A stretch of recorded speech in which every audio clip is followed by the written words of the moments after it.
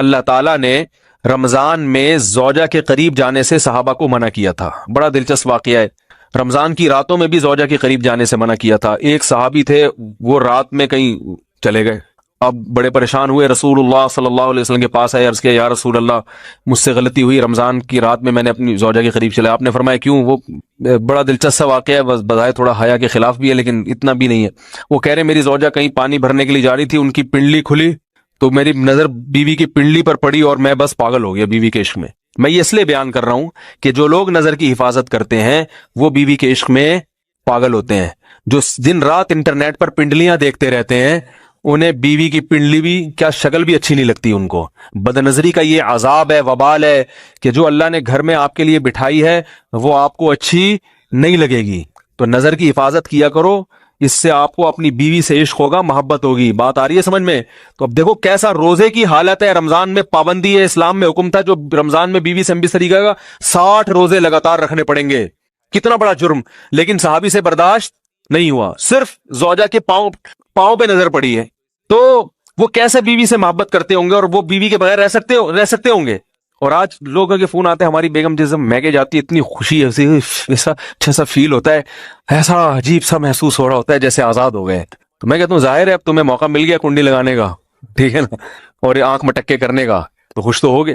تو یہ بھی ایک عذاب ہے جو لبرل لوگ نے جس عذاب میں ڈالا ہوا ہے نا، اس میں عورت کے حقوق نہیں ہے. عورت کے حقوق نظر کی حفاظت میں اور عورت کے پردہ کرنے میں ہے. جب مرد باہر نکلے گا سب پردے میں ہوں گی تو آئے گا کس کے پاس؟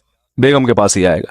تو اتنے منہ کالا کرنے کے راستے کھول دیے ہیں تو ظاہر ہے پھر کامیاب ازدواجی زندگی نہیں ہوتی. تو نبی کے پاس آئے، عرض کیا یا رسول اللہ میں برداشت نہیں کر پایا. تو آپ مسکرا دیے. تو وہ نبی کے پاس گئے، یا رسول اللہ ایسے ہوا، مجھ سے غلطی ہو گئی. تو آپ نے فرمایا کیوں؟ فرمایا ایسا ہو گیا تھا. تو آپ صلی اللہ علیہ وسلم نے فرمایا 60 روزے رکھو لگاتار.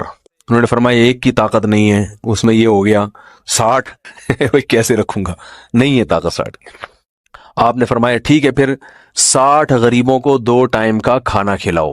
فرمایا اس کی بھی طاقت بولو بھائی نہیں ہے.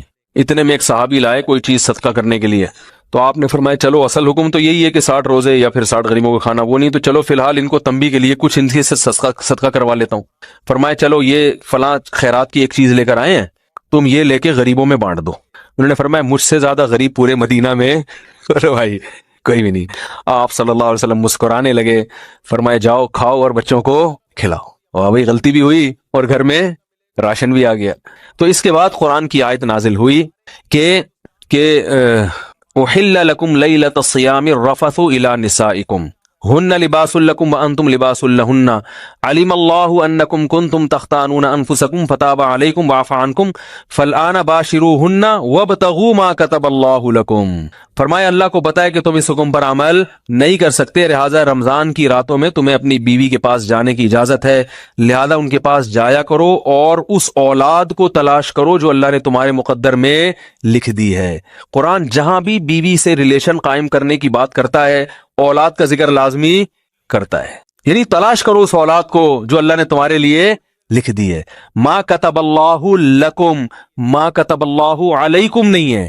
علا کا مطلب تمہارے خلاف، لکم کا مطلب تمہارے فائدے کے لیے. لام عربی میں نفع کے لیے آتا ہے، علا عربی میں ضرر اور نقصان کے لیے آتا ہے.